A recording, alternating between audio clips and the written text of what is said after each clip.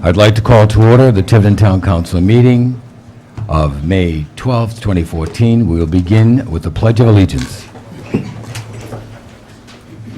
pledge allegiance to the flag of the United States of America and to the republic for which it stands, one nation, under God, indivisible, with liberty and justice for all. Madam Clerk. Councilor Gerlach. Present. Councilor Ruda. Present. Councilor Shabbat. Present. Councilor Lambert. Present. Councilor Roderick. Present. Councilor DiMederos. Present. Councilor Pelletier is absent at this time. Okay, before we go into the approval of the consent agenda, I just want to make some announcements just so people will understand what's going on. Under new business, we have the Street Advisory Committee. I just want to remind everybody this is not an open hearing, so there will be no discussions talking at this point in time. When we get to that item, we will be making a motion, so you will know what's going on at that point in time. Also, under K7, Solicitor's Memorandum regarding a shooting gallery. At the same time, this is not an open hearing. There will be no discussion. There will be a motion made at that time, so that nobody is waiting and thinking that we're going to be having discussions on those two areas at this point in time. Mr. President? Yes. I also have a motion to remove from the closed executive session agenda item 5.2 and to have that executive session for item 2 promptly at 9 o'clock. We have a motion? Second. Not remove it. remove it, not Move it. remove it, but it No, will to still be move it. executive I'm session. sorry. Yeah, move it to move 9. To move it to 9 p.m. Okay, we have a motion and a second. All those in favor?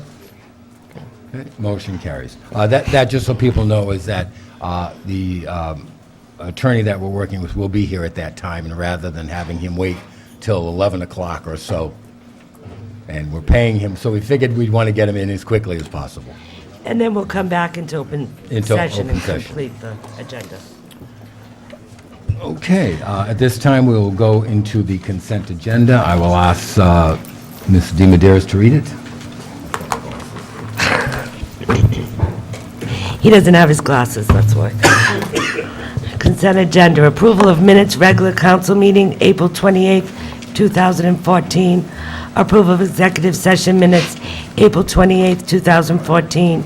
Approval of executive session minutes, special meeting, December 30th, 2013. Approval of executive session minutes, special meeting, December 2nd, 2013. Councilor Roderick abstains, absent. Receipt of minutes from the following boards and commissions: the Art Committee, the Budget Committee, 2, Open Space Commission, Zoning Board of Review, 2, Planning Board of Appeals, Tiverton Prevention Coalition, Board of Canvassers, 3, Recycling Landfill Committee, 2, Tree Commission. Correspondence received and filed. Roger A. Bennis, copy letter to Senator and Representative regarding Secana bridge tolls and mechanism to support maintenance of road and bridges in Rhode Island. Jamestown Town Council resolution in support of referendum relating to code of ethics. Middletown Council resolution in support of eliminating the master level. Middletown Council resolution regarding municipal road and bridge revolving funds. Planning Board response to statewide planning regarding water waste district, sewer extensions, Bay Street, Riverside Drive, and Robert Gray areas.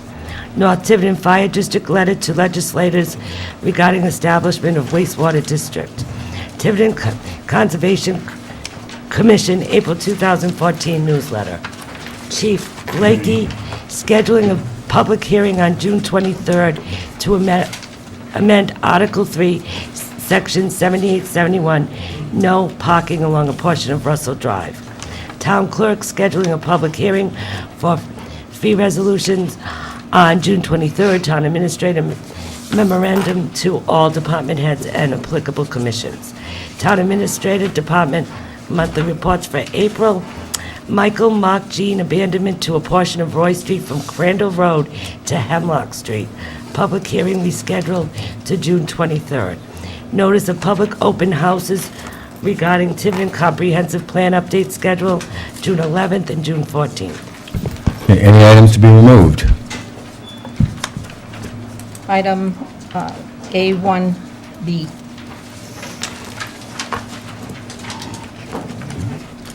Any other items? Okay, seeing none. And A9. A9? CA9. A9, okay. CA9. CA9. Okay. All right, I will entertain a motion on the balance of the consent agenda. Mr. President, I'll make a motion that we approve the balance of the consent agenda. Second. We have a motion second. All those in favor? Motion carries. Okay, Mrs. Shabbat. If it's executive session minutes, it should be taken up in executive session, Oh, okay. unless it's something non-com. Actually, it's A1A, sorry. Oh, A1A, okay. As amended, A1A.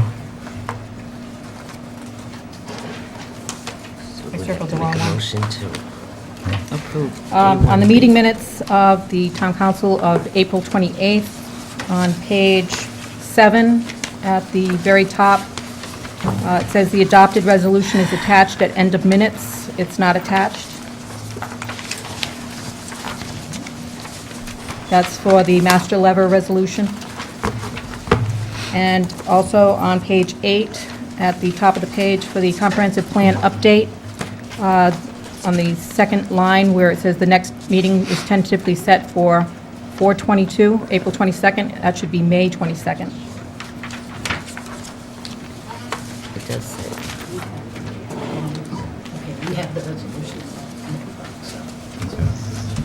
Okay, so you'll get us the copy of the, and you'll make the changes? Yes, absolutely. Okay, I'll I move that we accept Town Council meeting minutes of the April 28th meeting, as as amended. amended. We have a motion and second. All those in favor? Motion carries. Now, do we have to make a motion to accept 1B, because we did take it out to Yes. the original motion? Make a motion to accept A1B, approval of executive minutes of April 28th. Second. Motion and second. All those in favor? Motion carries. Okay, Ms. Shabbat, CA9. CA9 is public open house. Just want to make the announcement, there's public open house for the Tiverton Comprehensive Plan update. It's scheduled for Wednesday evening, June 11th, from 6:30 to 8:30 p.m. Or you can also attend on Saturday morning, June 14th, 9 to 11:30 a.m. And it's an information session to get information out to the public about what the comprehensive plan is, why it's being updated, how it will be revised, what process, and to share input from residents with the members that are there on the future of Tiverton. So if you can attend either of these sessions, would be great. And tell them where it is. The It's going to be at, Tiverton Middle School yep, Tiverton Middle School and at the cafeteria. Make a motion to accept item A9. Second. We have a motion and second. All those in favor? Motion carries. Okay. Open public forum for announcements, comments, and questions. Barbara Pelletier. No idea what it says. Hi, good evening, and thank you. This morning, when I dropped off this communique about the agricultural things available in town, which, remember last meeting, I had asked anybody who had any input to get in touch with me. Well, unfortunately, nobody did, so I just took matters in my own hand, and I made a few phone calls.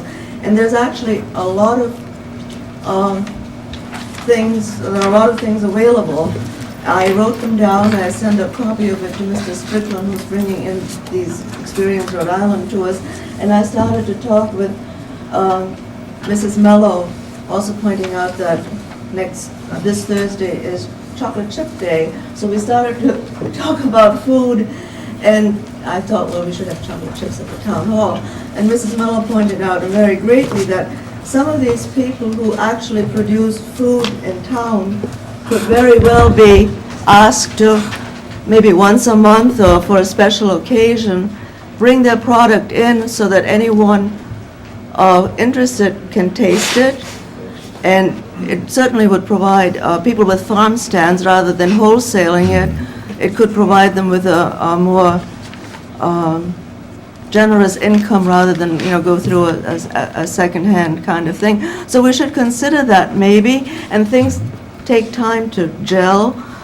So I was thinking, actually, we're on a great way. Let's say the gas station gets repurposed, that would eventually move this out of the town hall into maybe like every whatever day we decide, maybe have a tasting once a month, advertise it perhaps on our website, and go from there. So I just would like, maybe, if the council could think about that, or appoint a committee, or do whatever one needs to be done to move that ahead. That would be absolutely great, because then we can work out kinks, work on several things at the same time, and all gel together. We can celebrate this town. Thank you. Okay, thank you, Mrs. Melty. I would suggest that you put that as an agenda item, so we can discuss what sort of... Okay, Yeah. not a problem. Thank you. Okay, public hearings and public presentations. Catherine Lavelle, South Coast Artist Tour, and Ted Strickland, Rhode Island Experience Tours. Hello. Hi. Am I here by myself? It's coming afterwards, okay. I'm Catherine Lovell. I am a board member of the South Coast Artists Open Studio Tour. This is an all-volunteer organization that includes 4 separate towns. It includes Tiverton, Little Compton, Westport, and South Dartmouth. We have about 75 participating artists, and we have about 100 members.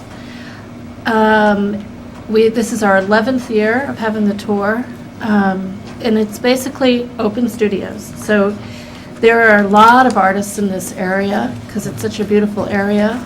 I moved to Tiverton 4 years ago and moved my studio here 3 years ago because of this tour, because it offered me a huge boost to my economic situation.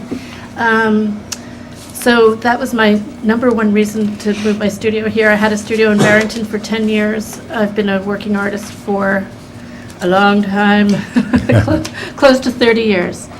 But Tiverton has been an amazing boost to my career and an amazing boost to making it as an artist. I'm 100% of my income comes from my artwork. So that's a little bit about me. The tour started very small, started with 18 people, opening their doors, I think, around Christmas time, and then it progressed to let's do it in the summer, since we have a lot of people visiting here in the summer.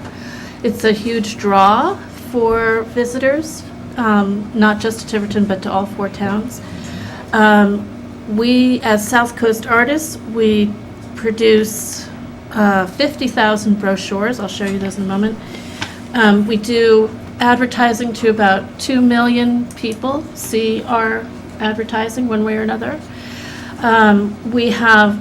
We bring about 15,000 people to our website every year, and out of that, I would say about 4,000 people come to Tiverton for 2 weekends every summer. So I think it's sort of, so a lot of people know about it, but not everybody knows about it.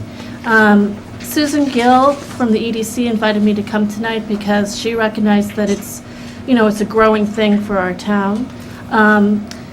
When people come here, they don't just come to see the studios, they come and they eat lunch, they go visit stores, they buy gas, they pay the toll, the 10-cent toll.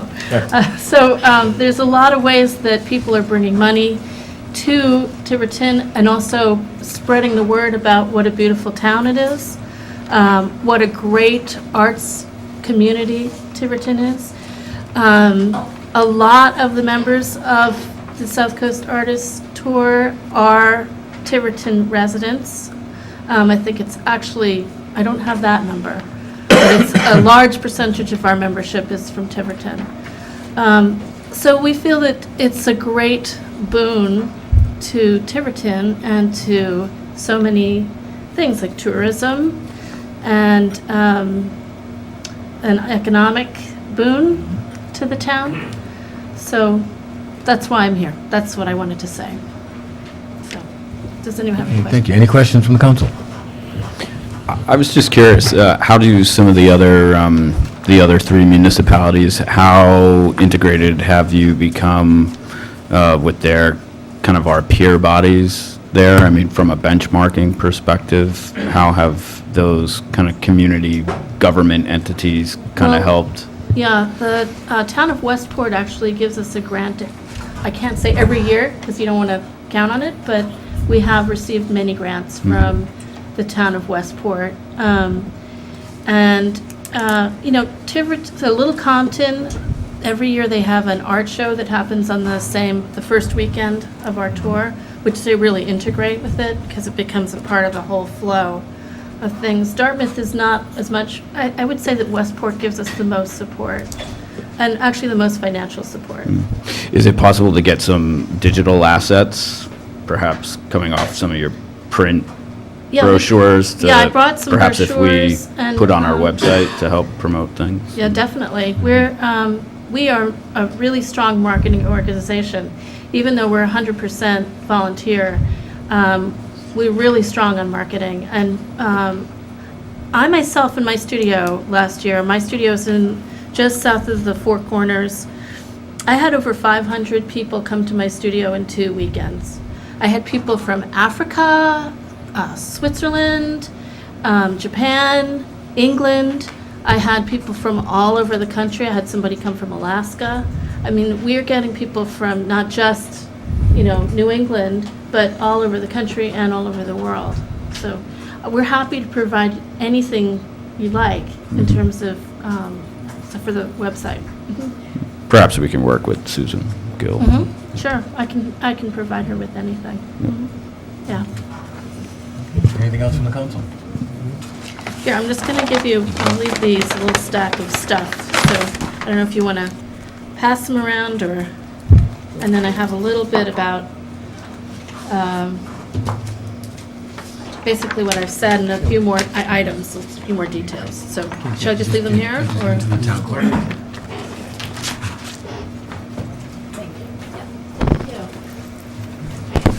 Thank you so Okay, much. thank you, Captain. Thank you for coming. Thank you.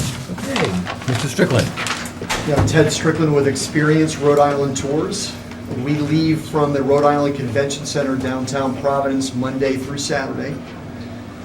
My brothers and I, we began this business 2 years ago. I was a concierge downtown.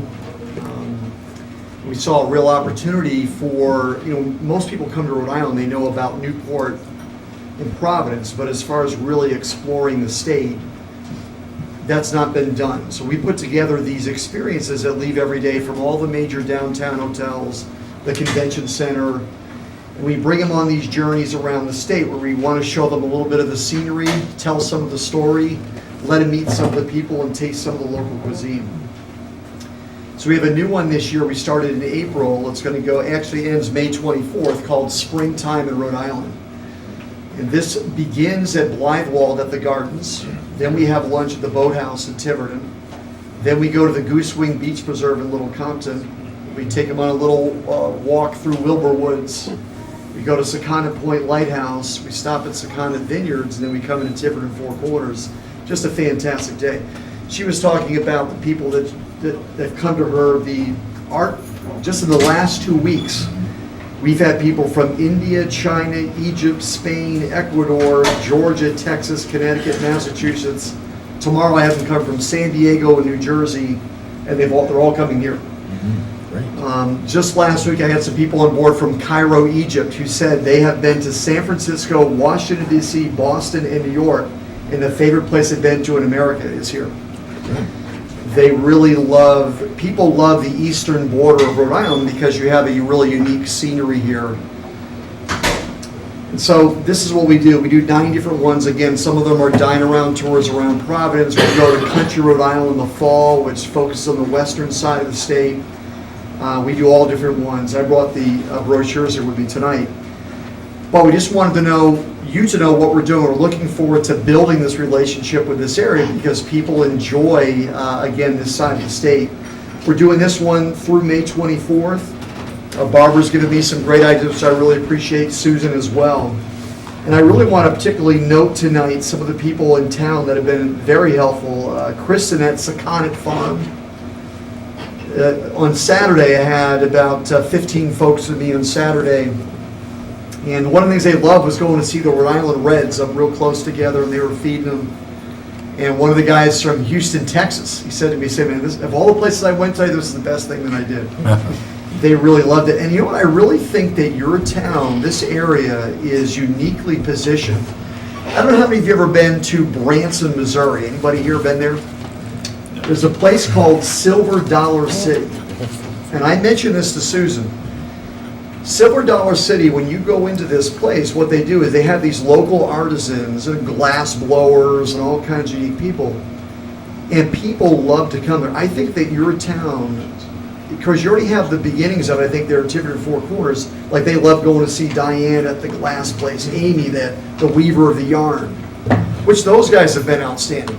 Do you know what happens when we leave? They send me away with a goodie bag with a little gift, and I draw a number out and give it on the way home. But I'll tell you, Rhode Island is unique because the size of this state, we have the opportunity with the beauty and the variety in the state with exceptional hospitality to make this a destination point. I hear this day after day after day, people coming here from Long Island, all over the place. I would encourage your town to continue to develop what she's talking about with the arts, or even if you have these people that have these skills that go back 100 years, the ability to work with glass and whatever, to bring them into the center of town. I think that you have a real potential here. Last thing I would really appreciate is, one thing we love to do, again, as we're on these journeys day by day, is to tell the story of the area. And I would love to get, if anybody here has books that kind of tell the story of the area that we could use, we would love to do that. So again, our tour right now, Springtime Rhode Island, will end on May 24th. Then we have a new one called Scenic Rhode Island that's going to actually focus on the southern part of the state. We're going to get a pontoon boat ride down Narragansett Bay, go along Scenic Post Road, have lunch at the Tunic Oyster Bar. So every one of these journeys across the state are really trying to bring to the forefront the beauty and the uniqueness that part of the state has to offer. So our slogan is showing you what's great about the Ocean State. I'm here to tell you guys that where you are is one of the great things about the Ocean State. So thank you for the hospitality, and we'd love to see, to move away from next year from this being a seasonal thing to more of a longer thing, which we title it in such a way that captures the essence of what this town is all about. So I have a bunch of brochures with me as well. I'd like to leave anybody else here that would love to take you say, well, I'm from Rhode Island. You'd be surprised what you'd learn. I had a bunch of Rhode Islanders on board with me on Saturday. They came to this town. Of course, Rhode Islanders, if they leave their hometown, they got to stay in a hotel somewhere. But these guys were loving seeing these parts. They've never been here. Of course, Tiverton is across the highway, so just a huge long distance away. But we have people now from the state. What are you going to do when your friends come in town for 3 or 4 days? Buy a ticket, and you're good for the day. Disney has a part of their business called Adventures by Disney. If you want to go to Europe, instead of you figuring out where the local Belgians like to go for lunch and where's their favorite scenery, they figure it out for you. You get on board, and they do exactly what we do. So we're basically Adventures by Disney, but it's called Experience Rhode Island. Okay? Any questions from the council? No, but we can connect with Susan and connect you with some local historians that could probably provide you with. Barbara Pelletier probably has a lot of history of our town. I've been telling you for 2 years how great we are. Yes. And I'll tell you what, again, and I'll tell you this, right now, the Visitor Information Center downtown, all these people that show up here for these meetings, like today, I had a bunch of people with me today. Today, we do Newport in the Bay right now, Monday, Wednesday, Friday. We go to Jamestown, Newport, Middletown. Tuesday, Thursday, Saturday is springtime in Rhode Island, Bristol, Tiverton, and Little Compton. But these guys are coming in from these conventions from all over, again, the world, the country, and so forth, and it's bringing people here. For example, I'll tell you one more story. I had a family on here just a couple weeks ago. They're from Maryland, and they had a little 3-year-old daughter with them, and they said, boy, you know, they were staying in Newport, and they wanted to learn more about Rhode Island. They'd been there. They came on this trip to Springtime, Rhode Island. They absolutely fell in love with your area. Young couple, they're in the Navy.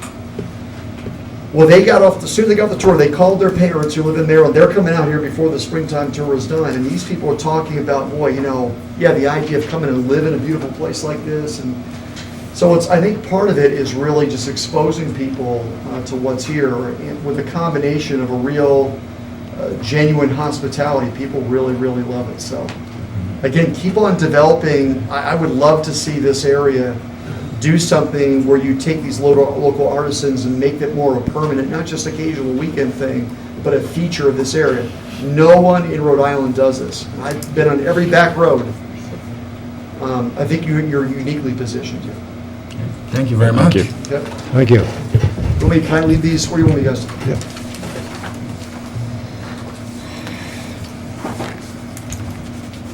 Thank you.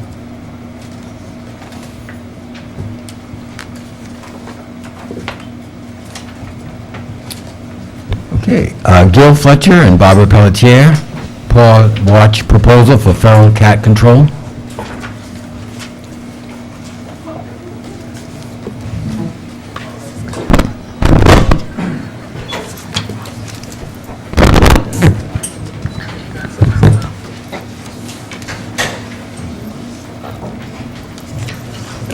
Thank you very much for allowing me to address the town council. I'll be presenting very Wanna use the mic?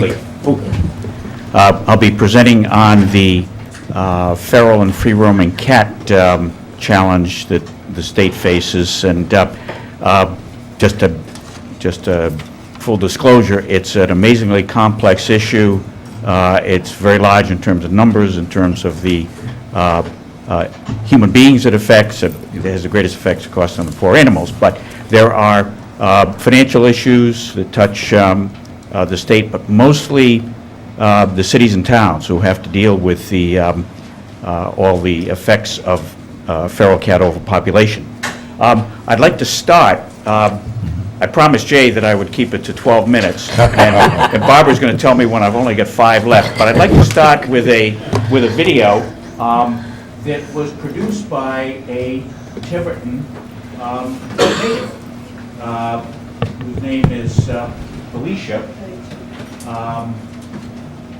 Barcelo, and she did it a year or so ago when she was in college. And this kind of tells the story of Paws Watch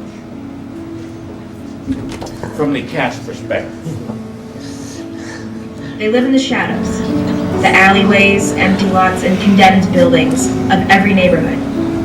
Their lives are short and usually harsh. They struggle to find food and water in an environment filled with the constant threats of disease, starvation, cruelty, and predation. They are the abandoned, the lost, the homeless, and they need our help.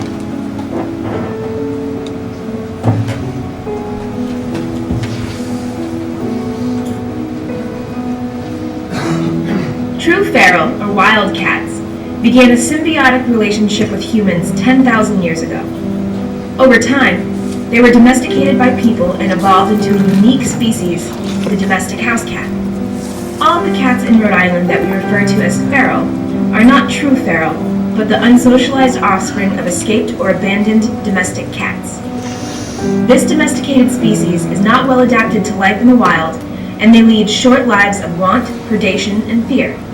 In more recent times, humans have become the major cause of the feral cat population growth by not taking the basic responsibility to get their pets spayed or neutered, and by high rates of abandonment.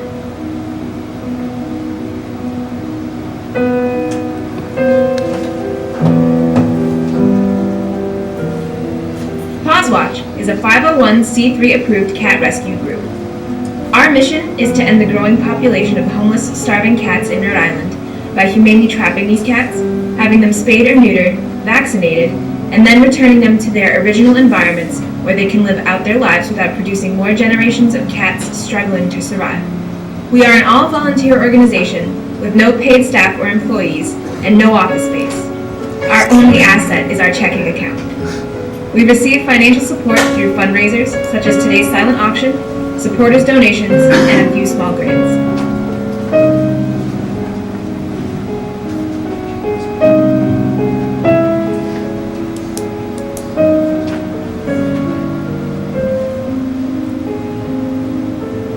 Professional estimates of the feral cat population in Rhode Island start at 60,000 cats.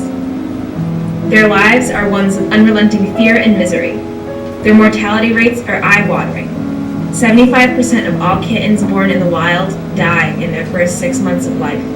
And every year, these cats raise tens of thousands of new kittens into the same experience. An ever-increasing number of these unwanted stray and abandoned cats are living a marginal existence in backyards, around dumpsters, in abandoned buildings, and vacant lots. Among the many animal welfare organizations in Rhode Island, only Paws Watch exclusively represents these cats.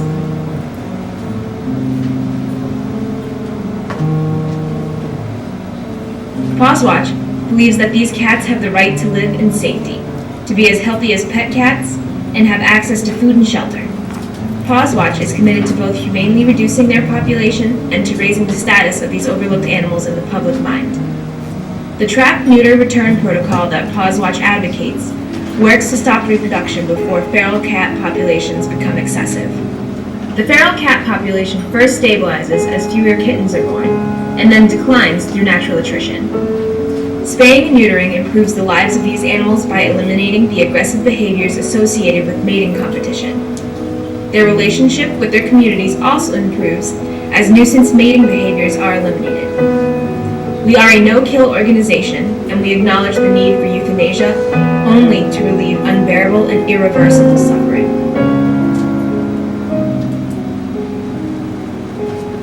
Volunteers trap cats humanely. The traps are then transported to clinics where the feral cat is vaccinated, spayed or neutered, and given an ear tip. It's the universal sign of a sterilized, vaccinated cat. These cats are transported from traps to post-operating cages for recovery, where volunteers take care of them. After their recovery, the vaccinated feral cats are released back into their environment or outdoor homes without the capability of producing another generation of homeless cats. Where possible, we encourage the cat's original caregivers to establish managed colonies of these cats where food, water, and shelter are provided.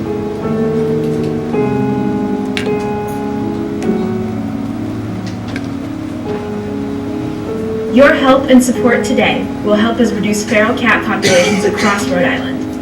In the past year alone, Paws Watch spayed or neutered 1,870 cats and have sterilized more than 16,500 cats since Paws Watch was founded in 1997. Last year, we raised and spent more than $130,000 on surgeries and medicine, but with these costs rising every year, we need your support more than ever. You can make a difference. Please help us provide a new beginning for cats and kittens across Rhode Island. Together, we can educate people about feral cats and spread the word that trap, neuter, return is the humane approach for them. Our wish is for the cats to escape the need to hide, to leave hunger behind, to live without fear.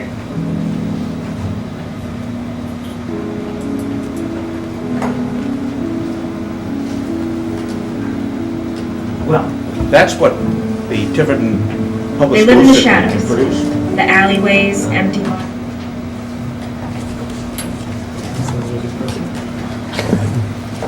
Okay. The rest of this will be somewhat drier. And of the information that you have, it's way more than we will talk about tonight. But if you're interested, you can read it at your leisure. And I'd be happy to meet with anyone collectively or individually, about Watch, the feral cat problem, or today's proposal. I won't go over line by line each one of these slides. Try to be respectful of my time limit. Just pick out a couple of the high points. This first one is to try to establish Watch as a legitimate, respectable group that has got a long history, and we're registered with everyone we have to be registered for. As is mentioned in the video, we're 100% volunteer, no paid staff or employees. Unlike a lot of other animal welfare groups, traditionally animal welfare groups have not played well in the sandbox with each other. They don't get on well for reasons I don't entirely understand. But Watch has gone out of its way to try to network with many of the other actors in the animal welfare field in Rhode Island, both other volunteer groups, higher level animal welfare groups like Rhode Island SPCA, the Ocean State Animal Coalition. We work with the state vet, Dr. Scott Marshall. Two of our members are on his special Rhode Island Feral Cat Working Group. We work with a lot of the ACOs in the state. Also, we're well thought of by the Rhode Island Foundation. They've been giving us grants for the last 7 years or so. Okay, what are free roaming cats? It's a little better, nicer term than feral. Feral cat, that term tends to give a negative connotation to the cats, and some people think that means wild. They're not wild. They're unsocialized domestic animals, which is probably a fine distinction, but they're not wild. How big is the population? Nobody knows. Nationwide, the estimates traditionally have run from 50 million on up. More recently, the numbers have been estimated lower, maybe starting at 25. Again, I think that's a fine distinction, whether they're 25 million or 50 million. But in Rhode Island, the estimates traditionally have run from 50,000 to 200,000. More recently, the numbers pegged after a couple more studies at around 75,000, so we'll go with that. What are the costs associated with these free roaming cat problems? Cities and towns have to pay for their removal. When they get killed, they have to be picked up. If there's a citizen complaint and the animal control in town operates on it, they'll go out, pick up the animal, they have to bring it back, store it, and ultimately, if there's no disposition, good disposition for the animal, they'll have to be euthanized, and the cost of that is approximately $200 per animal. It generates a lot of customer dissatisfaction, citizen dissatisfaction with nuisance behavior. However, there are other people that will call the animal control and saying there are these beautiful animals in my yard, do something about them. You know, I don't want them to starve out there, it's getting cold, whatever. So there's plus and minuses. Also, to be fair to my wildlife biology colleagues, the people, Audubon Society, they're very concerned about populations of feral cats because they prey on birds and small mammals. My bias, though, is for the cats. As you saw, the numbers of cats that are born outside every year in Rhode Island are enormous, and their mortality rates are god-awful. Anyway, what have people done in the past to try to deal with this problem? The first attempts, and this has been going on for decades, is to trap and euthanize. Okay, that will solve the problem. It's very expensive. If you've got 1,000 cats in town and you're going to trap and euthanize them all, it will cost you $200 a piece just to pick them up and euthanize them. That's not to address the issue of who you're going to hire to trap them.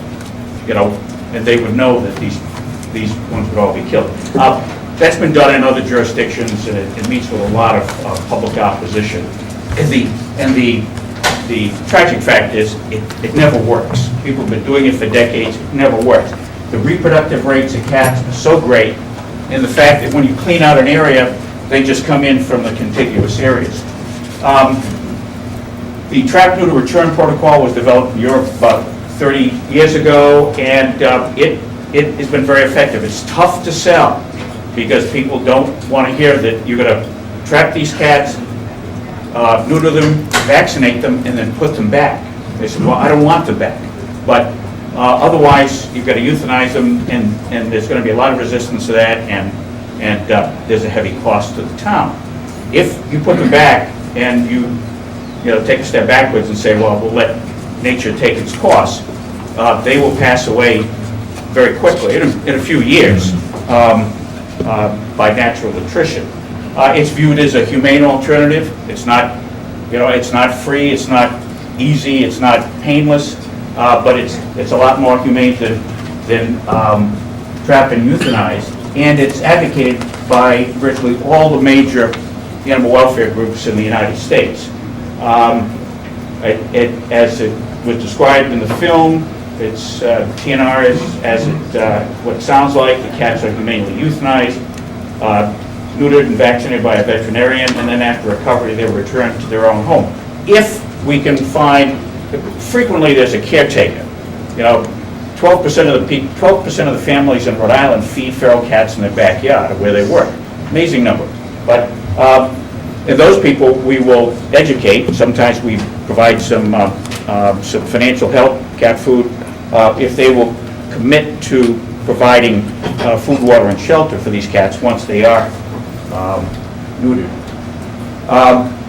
It's been shown to work. Many jurisdictions have used this approach successfully. And when it's properly implemented, and it can be implemented incorrectly, and it's conscientiously followed up, it's a dramatic improvement in the life of the cats and reduces the cost to the jurisdictions. Unfortunately, TNR efforts in the past have been implemented by people who have tended to have been overly emotional, jump right in, do a lot of stuff quickly, not cross all the T's, not engage with the other stakeholders, not engage with the political jurisdiction that they're trying to work in, causing conflict with usually with the animal control officer. And these are four critical areas that have to be incorporated in any successful program. What Paws Watch is proposing to do, and Paws Watch didn't always follow those basic rules, but we've reflected on the lack of success that we've had, going back to school, taking a lot of coursework with the national animal welfare groups, and we've settled on a program that the Humane Society of the United States and PetSmart Charities are advocating. It's called Supporting Community Cats, and it's got a textbook, and it's got 27 webinars, which if anybody is interested in, they're great. And most of them are recorded, so we can look at them later on. As a sidelight to this, Barbara and I are on a subcommittee that's subordinate to the parent group, the Rhode Island Feral Cat Working Group, which is chaired by the state vet under the Department of Environmental Management. This subcommittee has been chartered to come up with a solution to the program, something other than trap and euthanize. And so I put forth a proposal. I said, okay, we'll do three things. We'll engage with the national groups, because what we're doing now is not working. And we'll get the new best practices, best approaches. And with that knowledge gained, we'll design a program, an implementation program, unique to Rhode Island, taking into account any special conditions in Rhode Island. And we will try to get that program implemented in one Rhode Island city and town, one engaged Rhode Island city and town. That's a red here. After that, we will revise the program, make it stronger if we could, and then roll it out to the rest of the state, municipality by municipality. And I hope that this will be received well. We would like to engage with the town of Tiverton. There's a couple of selfish motives here, one of which is that one of our best chapters is the chapter that covers Tiverton, Little Compton, Portsmouth, the strongest membership. We have a lot of trapping help, which is not true in a lot of the other cities and towns. But what we would like to do is offer Tiverton an opportunity that we would have our pilot program, the first one in Rhode Island, to be done in Tiverton, covering a year and a half, 2 years. We would employ the Humane Society of the United States and PetSmart Charities methodology. There would be no direct cost to the town, except for some administrative support, and I want to be open about this. I won't say there won't be anything, but Animal Control Officer Bell is going to have to provide statistics and keep records and things like that. We'll be looking for the town council to advocate for the program. We will be developing a lot of communication packages, and it certainly will help if we get the stamp of approval from the town council. We'll be putting doorknob tags on hopefully every house in town, saying, do you know where the feral cats are? We want to know, we can help. We want to train Tiverton residents, those for whom this would be of interest, how to help us trap cats. Paws Watch would obtain the funding. We're requesting, we've already contracted with a grant writer, and we're waiting, for town council approval if you're interested. And we're going to ask for $60,000, and we think that will be enough to cover the every feral, free-roaming cat in the town of Tiverton, and the guesstimate is there's somewhere in 700 to 800 feral cats in Tiverton. We'd create all the communication materials, educate the residents, and try to get them to help us or tell us where the cats are. We would provide the first level of trappers. There would be existing Paws Watch volunteers, but we would be recruiting Tiverton residents to help us. We'd provide the transportation for this spay neutering and vaccinations. What we would ask for the town is that you would support me primarily in the grant request process, providing data from the animal control activity in town over the last 3 or 4 years, and letters of commitment. That's kind of a wide word. There's no hidden catch there, but just to say, yes, we buy into this, and we will do what we can to support this effort. ACO Bell will have to maintain records so that we can do periodic reports for the grant-making agency. We would like for town council to publicly promote, we present occasionally, tell you what we're doing, and if you could put in a good word for us, perhaps with the school department, and if we decide that we want to pass out literature in the schools. And then finally, serve as a positive reference for other cities and towns if we do make this successful. Thank you. Well, Gil, I just wanted to mention one item. We have met, of course, with Officer Bell. Yes. And I think, just so that we have an understanding of what our involvement may be, as I understand it, I think we came away with the conclusion that Officer Bell already, by statute and regulations, is already supplying to the state essentially all of the information that you would require. I mean, it isn't as though we're going to try to reinvent the wheel. We are providing information already to the state, and we have that material going back for years. I would assume that is correct. I've seen the reports, the summary reports that the Department of Environmental Management publishes, and at least Tiverton has numbers. There are a lot of jurisdictions where the numbers say 0, 0, 0 year after year after year. But Yeah, the only point I wanted to make is that at least when we were meeting with Officer Bell and we were trying to discuss what type of numbers would be needed, Mr. Bell did feel that he was confident that he already has that material. I believe he does. I have not seen it all, but I believe it's there. Could I just add something?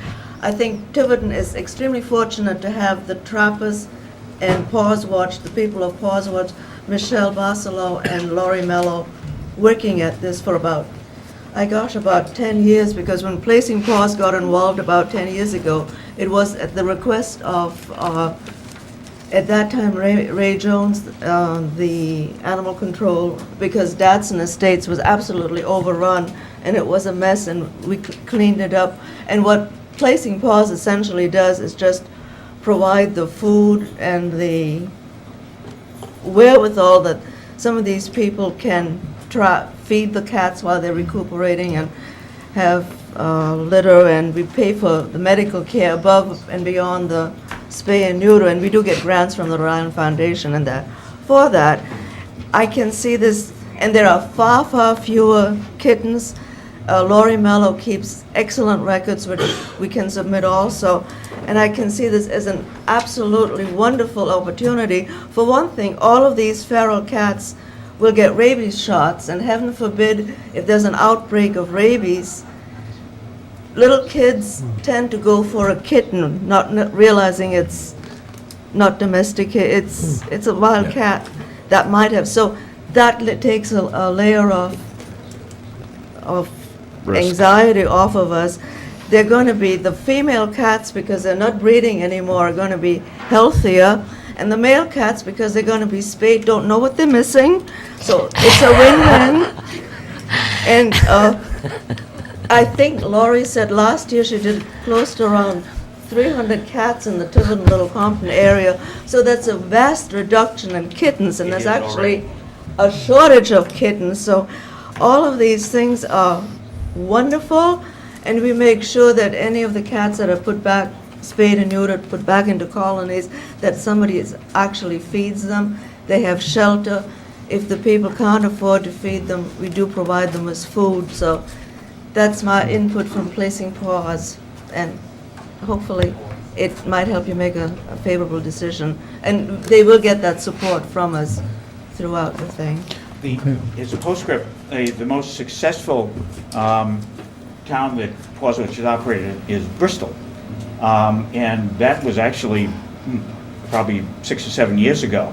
And it's quietly kind of going away. The problem in Bristol is just about done. So I think if any of your colleagues there, if you wanted to check up on us, probably tell you that. Anything from the council? I only have one question, and personally, I support this. I don't see any issue whatsoever. It's only a positive for all involved. How long would a campaign like this usually last? I mean, you're going after grant funding, outbound communication, public engagement. I mean, what is this? Is this 12 months, 18 months, 24 months? At least 18 months. I would see the end of 2015, if all goes well. Now, if the grant funding is no longer available, and we have to wait a year, then we're stuck.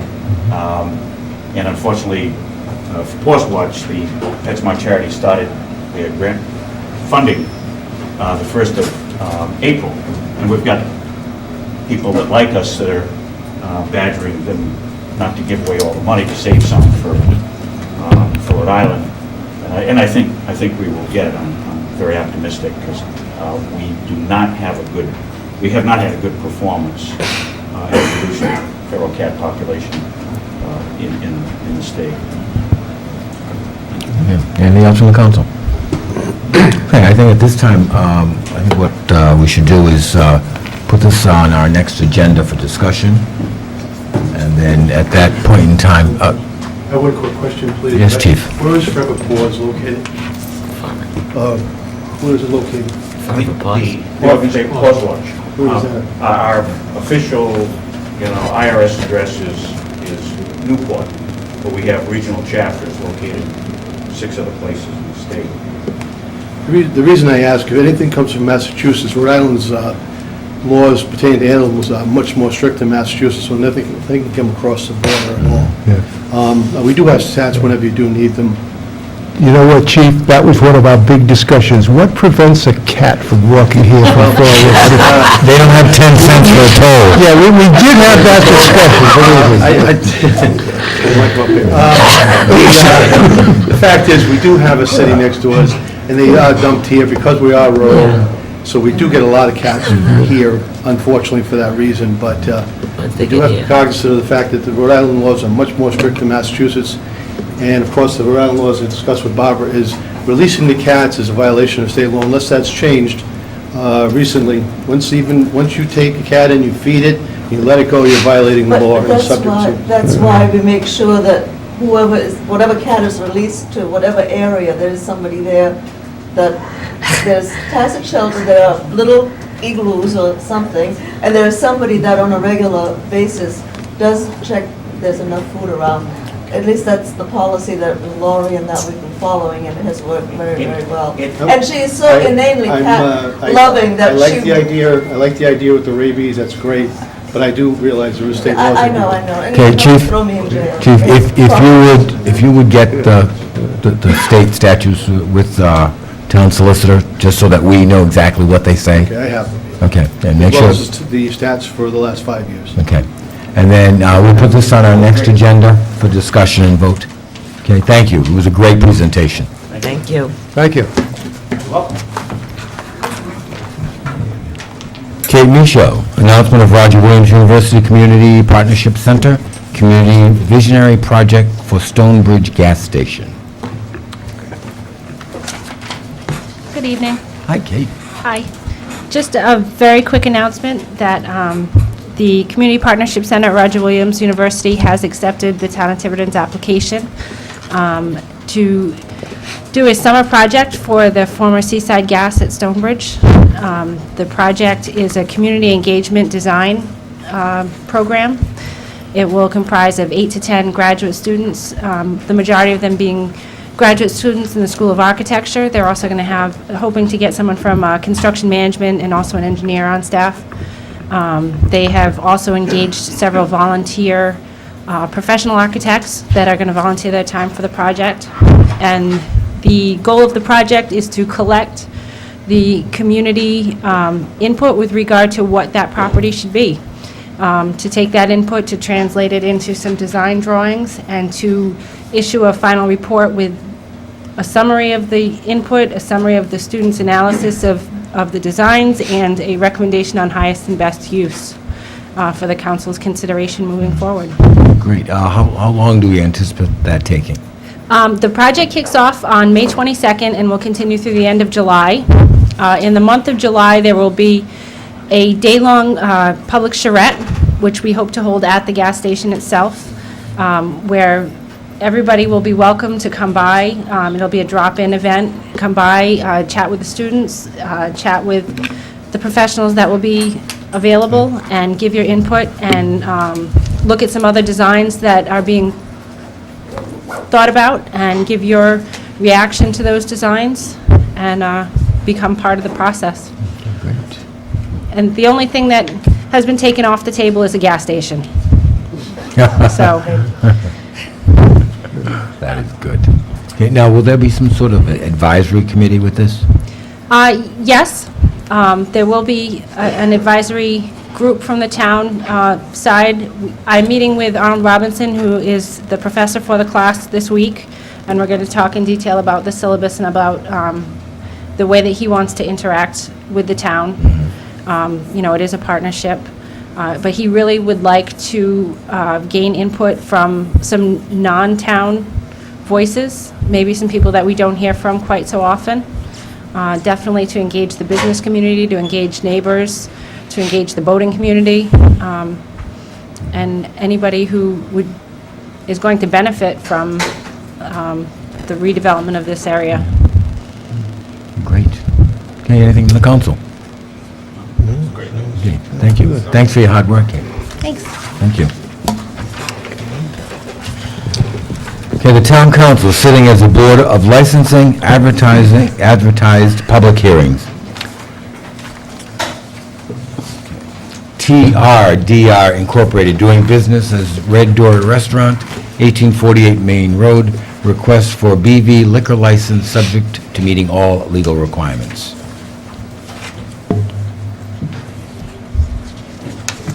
Good evening, Mr. President, members of the council. For the record, Vernon Gordon representing the applicant. The applicant has a lease on the property at 1848 Main Road, which I think most of you recognize as the former Stonebridge Restaurant. We're seeking a Class BV license to operate a restaurant serving lunch and dinner. The principal of DR Inc. is Mr. Stephen Johnson, who's seated beside me. I believe his bio is in your file. He owns and operates a restaurant currently in Cambridge, Mass. He has done so since 2005. He's been involved in the restaurant industry in Boston for almost 30 years. He has an excellent reputation in the industry. He has an unblemished record with the city licensing authorities up there. He's gained a reputation as a supporter of local farms and fishermen and other producers as suppliers to his restaurant. He's seeking to relocate to Tiverton. If anybody's been by the site, it doesn't seem to be too much going on the exterior of the building, but there's an extensive rehab to the interior. It's being totally gutted with a lot of structural work needed to be done. It's going to be a complete rehab inside. The contemplated hours of operation would be Monday through Saturday, 11 a.m. To 10 p.m., and Sunday, 11 a.m. to 9 p.m.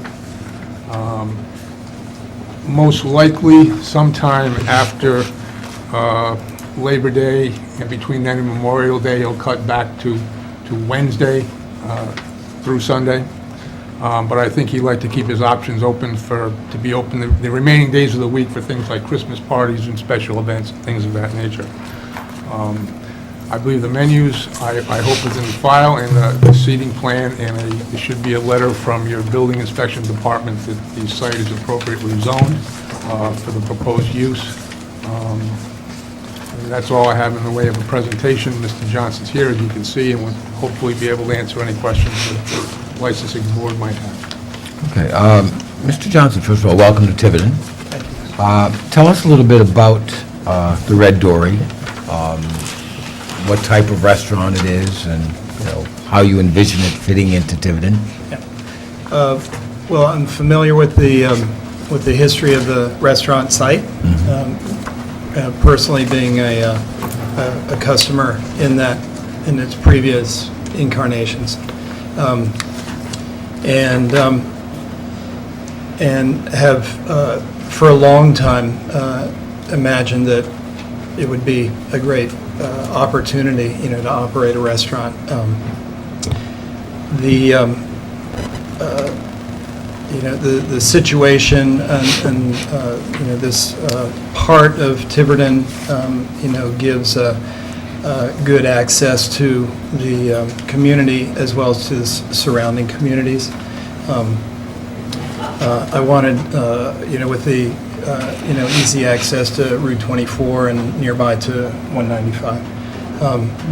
Primarily, I wanted to operate a restaurant that would, be site-specific with a casual fine dining level of luxury, no white tablecloths, and yet I'm a chef. I came up as a chef in the business, so I'm a food guy. That's the how I got my start, and I grew through the years of experience into a restaurant operator as an owner-operator of successive restaurants in Cambridge over the last 18 years. And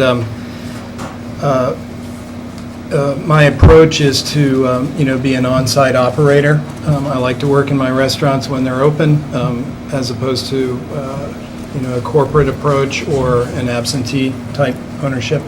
So, what I'm proposing is a hands-on style, providing good food and beverages at reasonable prices. I'm a businessman. This is how I make my living. But the idea for me is that the restaurant is while the function of a restaurant is to, serve food and beverage in order to make money, those are just the real purpose of the restaurant is to provide the guests, with a place to come enjoy the company of their friends and family and like that. And so even though I'm a food guy and that's what's important, I realize it just plays a role in the bigger picture.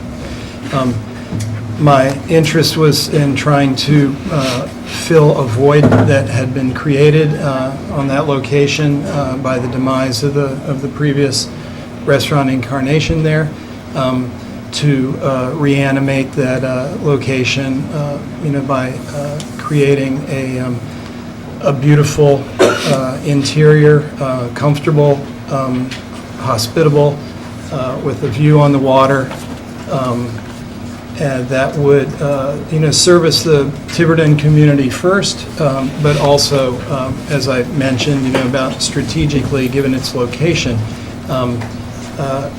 it has a great opportunity to, draw people from the neighboring communities, as well as, from Massachusetts and such. Yeah. Council? What's the target open to? It's a dangerous question, right? Yeah. Landlord work is being performed right now, as Mr. Gordon said, that, could last for 4 weeks or so, at which point, if the green light is given, positive construction on the interior of the restaurant could start. That could be 3 to 4 months, targeting the September 15th or October 1st. Anything else from the council? I just have just one more question. Sure. I assume it's going to be some sort of seafood type restaurant. Right here. I know, but we have the luxury of it, people out there don't. You want me to read? Yes, sir. So if you could just tell us roughly what type of fare. Yeah. Well, my background is in Mediterranean-inspired foods. I spent, if you've seen my bio, I spent a bit of time many years ago in France and doing studies. And then when I returned back to the United States, I went into the food business and I built on those firsthand experiences over there. And enlarged it slightly so that it's like, Western Mediterranean, French, Italian, Spanish, a little North African like that. And if you, I have, there's probably a link to my website for my current restaurant, which is balanced fare, meat, fish, vegetables, poultry, etc. I would continue what I'm doing there, but here, rather, tailor it to the location where it would be more focused on seafood. With nightly specials, like Wednesday night could be fried chicken night, Thursday night could be pork rib night, Friday night could be like that. It's a very impressive menu. It looks delicious. Thanks very much. Okay. Anyone from the public? Go to the next. I like the bars. Council, Hi. Leonard Wright, 16 Narragansett Ave. I'm in your backyard. My concern is the quiet enjoyment of the neighborhood that's there, and I think 10 o'clock is a good time to cease operations and let people go to sleep. And those of us that live in Tiverton, the streets are rolled up at 10 o'clock also. I moved here from New Jersey, and I couldn't believe the difference. This was 25 years ago. I couldn't believe the difference. In New Jersey, you can get food until 2 in the morning, and you go to the grocery store 24 hours a day. Here, the first thing that impressed me is I asked the mail lady, where did you put the mail for the previous tenant? She says, on the kitchen table. So we have different demographics than you might have in Cambridge, and I hope you studied them. When reading the request for the license, I noticed there was no times put on the license. I'd like to know if the council would like to entertain granting the license with the stipulation that the liquor license ends at 10 p.m.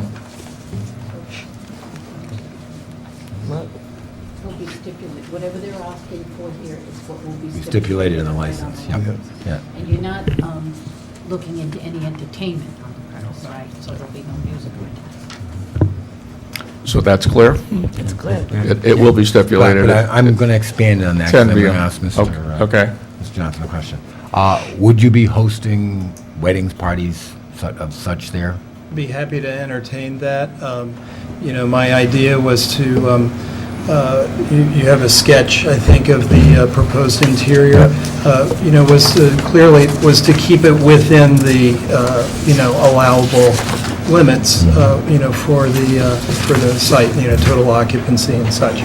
So if it's appropriate size-wise, fine. If it's not appropriate, then the answer would have to be no.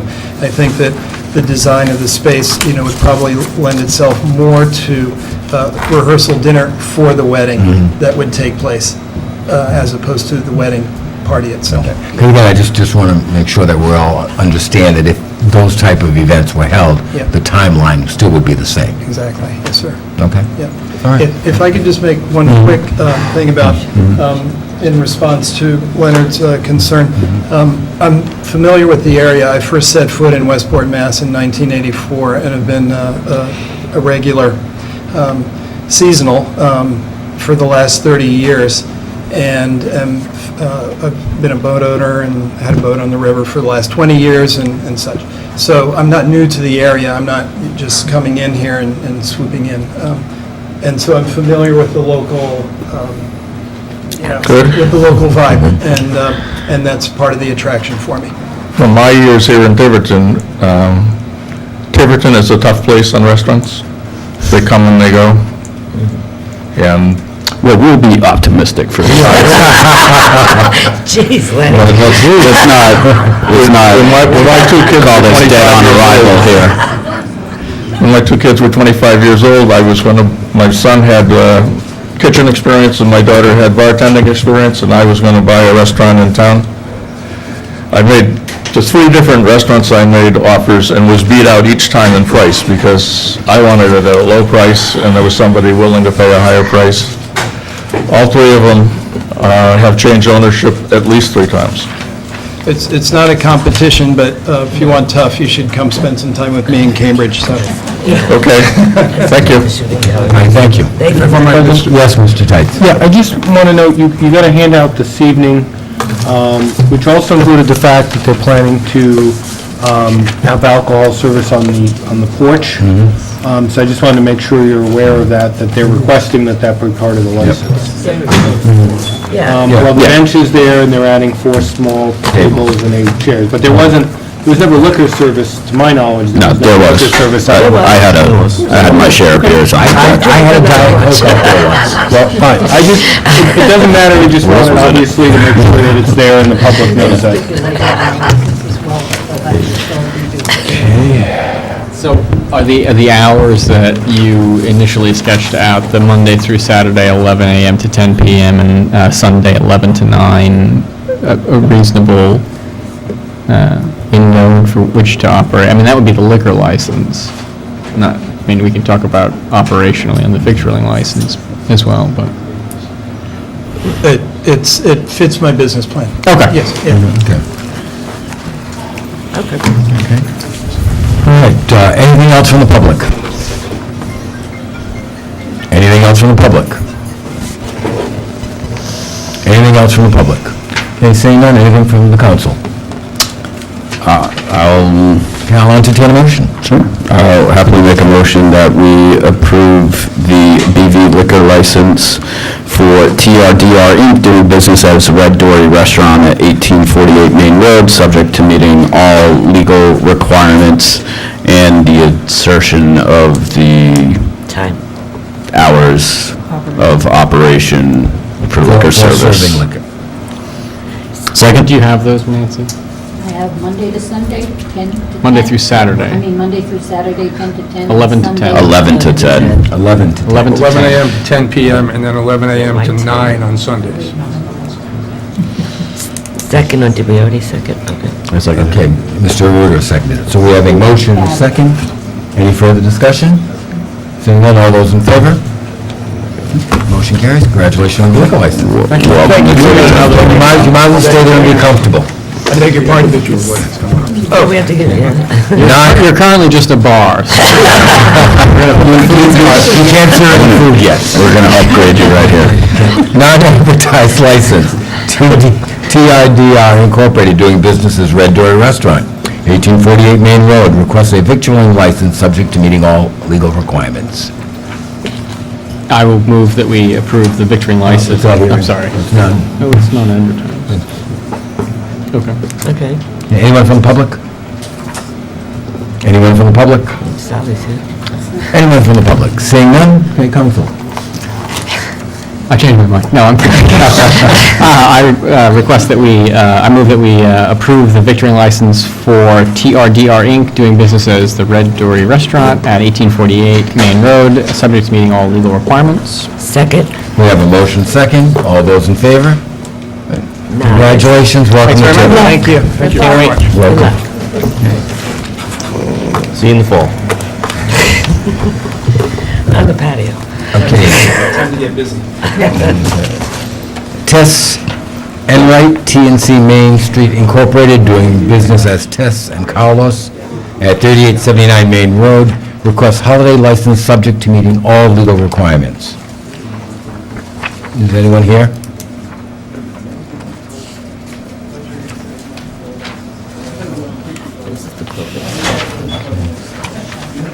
And Madam Clerk, do you have anything?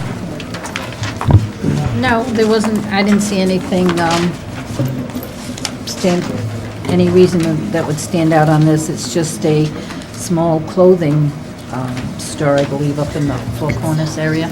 She just wants a holiday license. She can open, we don't control the retail Yeah. license, just the holiday. Is this an existing or a new operation? Well, for the holiday license, it's new. Right, But but it's we don't know if existing. it's an She existing. may have to- Okay. Just trying to get info out there. Anything from the public? It was, her registration date was in 2013, so she probably been here, yeah. Anything from the public? Anything from the public? Seeing none, council. I'll entertain a motion.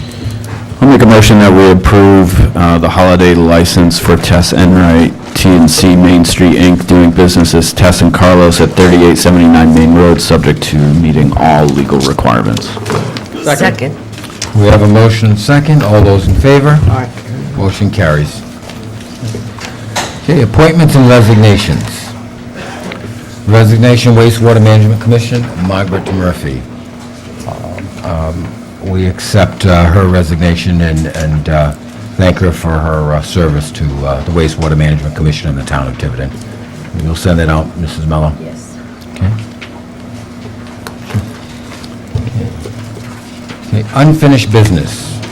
Pauline Rashad, request for streetlights installed on Ladue Lane from Winterberry to T-Berry.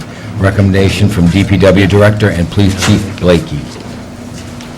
I don't have any business, but I live on Ladue Lane now, and there's only 2 lights on Ladue Lane, and they were put Excuse me, there. can you give your name, please? Yeah, tell us who you are. Oh, Pauline Richard. Okay, Okay. for the record. I've never done this before. And I don't know. Ladue Lane was a dead-end street, and then they made a road, and they started building houses. Well, after that dead end, there's no more lights, and it's really, really dark on that street. And I'm requesting lights to be put on that street. Where is Ladue Lane? Lake Road, It's off a lake. it's off Lake Road. Okay. And it was all wooded, now T-Berry and Winterberry. Winterberry, I like the name. they have lights. And I don't know why none have been put on Ladue.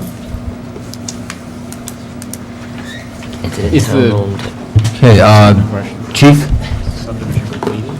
Is it our road? I don't know, let's find It out. was there. I did check with Kate from planning about that street. As you know, in 2009, we shut off 5% of the streetlights, which was 66 lights of the 1,332 we had. 2010, we did the same thing, 5%. Unless there's a specific problem down there, and Kate could point out something that wasn't done during planning, I have a problem with, I'm concerned about a ripple effect of the lights we shut off if we're going to get inundated, that's all. That's my concern right now. Is there a physical light structure? Are there lights there that are turned off? No. No. there's No, nothing. so there's It's a new- nothing It's a new there. area. So we'd have to put up, And somebody paint a picture of what this looks like on the ground. It's a recent subdivision, this extension on Ladue or Tiber, wherever this location is. No? Okay. I mean, Anybody- I've driven down there. Yeah. We have friends who live down there, and like, you get to the end of the road, and clearly it was a dead end at some point, and then at some point it was built out, and it goes into no man's land of darkness. It's so dark that someday, in the wintertime, the man that has the llamas, he's gonna have visitors on top of his house, or, because he lives way down in the valley, and especially if it's icy on that road, because you can't see, and you don't know that you've come to the end of the road. But is this a new section, a new phase of the subdivision that they haven't quite got there yet, or? No, let me just say that the new subdivision, Winterberry Woods, teed into it at the end of Ladue Lane. Uh-huh. So Ladue Lane was in first, the subdivision was built off to the side, and it connected into two spots. At the very end of Ladue Lane, there is a light where Winterberry connects into it. And all the lights on Ladue Lane were put in per the subdivision drawings that were submitted when they were, was developed. It is dark, but we have a lot of streets in South Tiverton that are dark. And usually, both the chief and I recommend that if you're on a sharp corner, maybe put a light there or an intersection. And so that's why I really can't support, adding lights. There's no electricity down there. You're talking about putting in conduit, light poles, light fixtures, and again, I agree with the chief, if it's gonna happen in Ladue Lane, there's a lot of dark roads, and I think we will be getting more requests, so. That's the concern I have. This is a specific problem with crime or something happening down there, we just will look at it. But I will go down, if there's a danger of someone going off the end of a road, we'll look at that in that respect for possibly a guardrail, I don't know, not to volunteer DPW for that, but we'll at least look at it and see if there's something we can prevent from creating a hazard. If I may make a suggestion that we ask the chief to check out Ladue Lane and come back to us and let us know, your estimation, what the weak or strong points of the road. And same thing, Mr. Bellucci, regarding if it's a stop sign or reflectors or a guardrail of some sort. Okay? And we would have that for our next meeting? Absolutely. Okay. All right, so we'll put this off to our next meeting, Mrs. Richard. Okay. Okay? Thank you. Thank you. Could I also request that we maybe ask Kate to just give us a half a paragraph on what the subdivision, if it wasn't required, or what, I'm having a hard time understanding the salient details of this, so I'd like to know more about it, so. Thank you. Maybe a map. Yes, a map would be nice. where it is to Am I done? Yes. Yes, thank you very much. Thank you. There's a lobby's there. I'm confused. There's a lobby. Okay, financial business. Town Administrator, DPW Director Bellucci requests authorization for transfers. I will, Show it. You want me to take it? Okay. Again, our repair account to keep our equipment running is being drained. A couple of big things came up, where you'll see later on in the agenda, our truck that we use to transport our personnel back and forth to the landfill every single day, which also carried the diesel fuel for the dozers, has died. It was a 17-year-old Mazda pickup truck that was given to us by the police chief about 8 years ago. We're in the process of trying to fabricate something with the equipment, the vehicles that we have left over from the old utility truck, and a body we bought way back when, and putting that together is costing money. We have a balance of around $2,200 left in the repair account, and out of that, $1,800 is spoken for. So we're really down to $400. We have to get through June 30th, and repairs are expensive on the equipment that we have, so that's why I'm asking for this transfer. I hope we don't need salt and sand between now and June 30th, and I really don't like taking it out of the drainage account, but there's no other choice at this particular time. That's it. Mr. Wojcik, anything to add? No, I discussed this with the director, and I think he's on the right track to stay ahead of his accounts. Okay, anything from the council? Okay, if not, I will entertain motions. Make a motion that we approve the authorization for transfer $5,000 from account 55406794 drainage to account 55406648 repairs and tires, as well as another $5,000 from account 55406698 sand, salt, gravel to the same repair and tires account. Second. We have a motion and second. All those in favor? Motion carries. Thank you very much. Thank you. Town Administrator and Chief Lloyd request authorization for transfer of $7,000.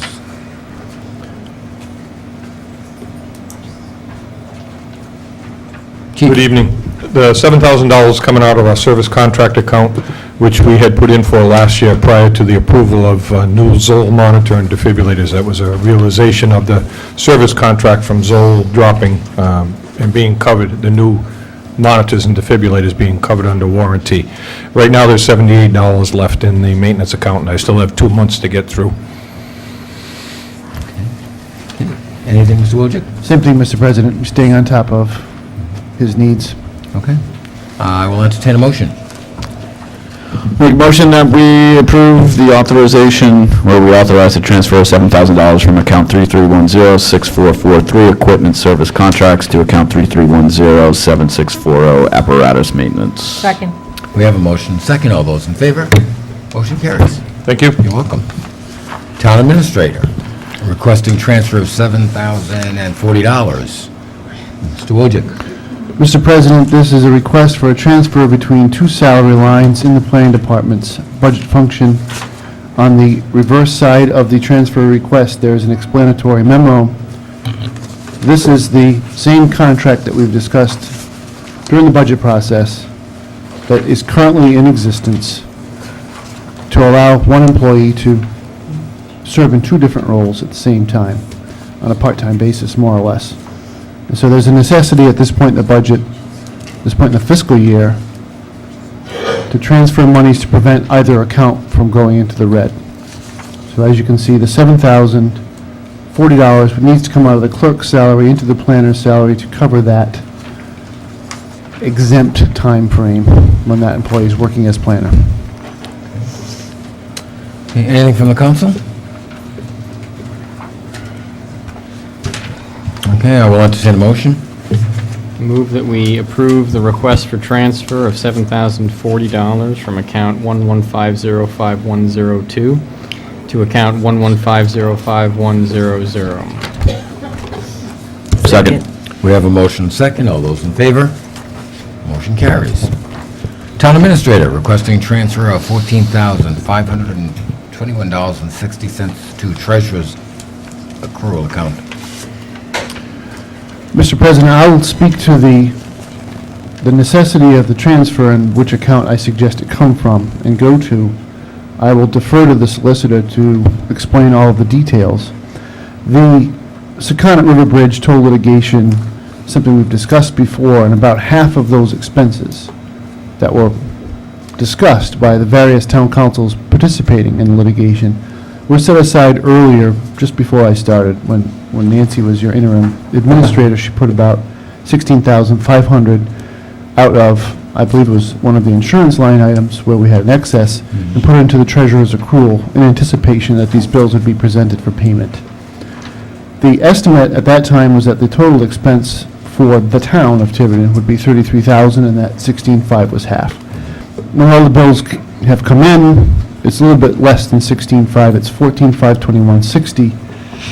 At this point in the fiscal year, with just about 6 weeks left, we have very few accounts remaining at this level that aren't encumbered already. So my recommendation is that would come from the council's contingency line, 1020-6890. It has that nature of a one-time unbudgeted expense. The litigation account is already drawn down, so there is insufficient balance there to cover these expenses, and they are due and payable.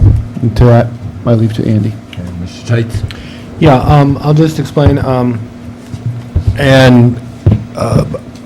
some of these actions were done in executive session, but I think at this point, the council previously had initially authorized $3,000. That was part of traffic counts that were done last July.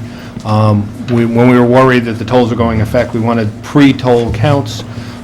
So we anticipated $9,000 split between the three towns. That was $3,000. Subsequently, the town engaged expert witnesses. Their reports have now been submitted to the court with our motions, so it's not confidential. One of them was Mark Lemon, who's a former administrator of the Federal Highway Administration.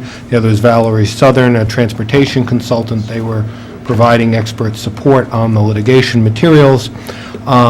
There was first $15,000 that was approved by the council, and then in December, when the three town councils met together in joint session in Portsmouth, another $15,000. So as indicated, there was $33,000 allocated.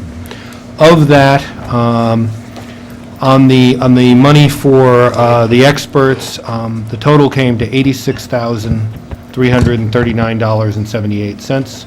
1/3 of that is $28,779.93. Of the traffic counts, that came to $6,725. 1/3 of that is $2,241.67. So the total, as indicated, is $31,021.66. That's the total out of less than the 33, but 31,000 and change. 16.5's already been moved, so that leaves the remainder today, $14,521.60. So that we would be able to reimburse, essentially we have to reimburse the town of Portsmouth, pay the big bills there, and the other towns are reimbursing us for the traffic study, which we paid out first. Do we anticipate any more through fiscal? Well, certainly not in this fiscal year. The paperwork's been filed, the case is there. The judge, Lagur, has indicated that he isn't going to do anything until after the General Assembly has a chance. So unless the General Assembly says, as we hope they will, that they'll find another mechanism for funding the bridges and there'll be no tolls, then that'll be it.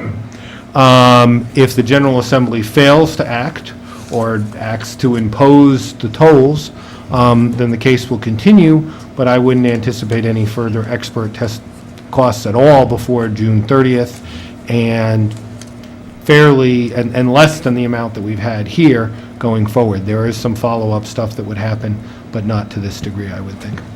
Okay. All right. Anything from the council? Okay, I will entertain a motion. Make a motion that we approve the transfer of $14,521.60 to the treasurer's accrual account for Secundit River Bridge toll litigation. Second. We have a motion and second. All those in favor? Aye. Motion carries. Okay, new business. Street Advisory Committee requests council proceed with recommendations. Based on what's going on tonight regarding a street that coincides with these, I'm asking the council to consider moving this for a hearing with public notice on July 28th, 2014, for all these streets. The whole shooting match? The whole shooting match. With a public hearing. July You what? can't speak yet, though. July 28th, you said? July 28th, 2014. Okay. So that's a normal meeting. We'll schedule a public hearing on these roads Okay. Kind of hearing. Is that, are you saying with certified mail to all four, or no? Public notice. Can we do it in the paper? Just a public notice? Well, I think the question is, the council has previously said that they would not cut off services without sending people certified notice. Right. So, I mean, the question is, do you want to have, and I know we don't want to do it tonight, but do you want to have a preliminary discussion without notice, without your decision? Or do you want to just have it, I think the assumption was, send the notice to people and have the public hearing and have people, and not have to repeat the same arguments twice, in other words. The town council obviously doesn't have to decide on the 28th.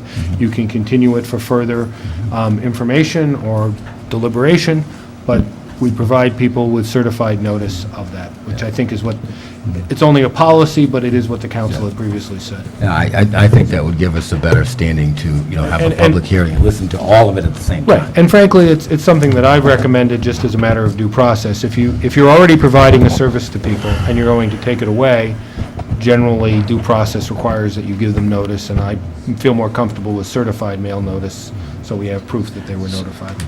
So from a I would like to, I mean, there's only one street in here, or one set of street subdivision that they're recommending service to be shut off. The others, I think, need more clarification. One of them, in fact, is coming back on the next meeting for a status report, Winterberry Woods. So, I mean, I'd like to talk about them tonight, at least preliminary, on a preliminary basis, and then, whatever we do notice, if we're going to take action on any of these. But May I suggest you just continue it to the next meeting to decide what you want to do with it? I mean, the question is basically the timing, because 9 o'clock is coming at us. I don't understand. Yeah, but we could do it for 15 minutes. Oh, you were like, We're going to executive session.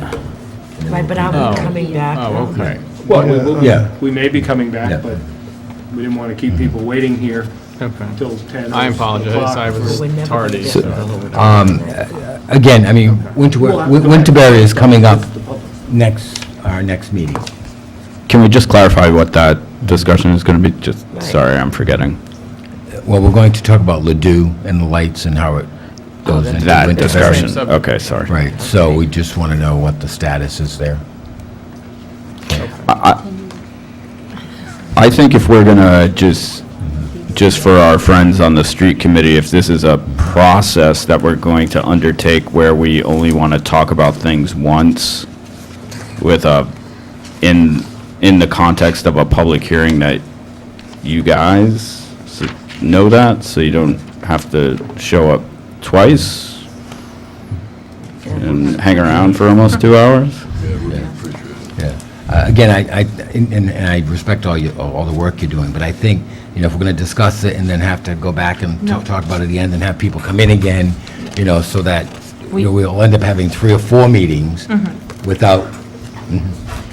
Can I speak now? Yeah, go ahead. Okay, I'm sorry. We just had one item on one of the memos that we would like to ask that be sent, you not take our recommendation, we send it back to the street committee in light of new information that we received. Okay. Okay. It may be, And which one is? And that's Beech Tree Hill. I'm sorry, what is it? Beech Oh, Tree Hill. Yeah.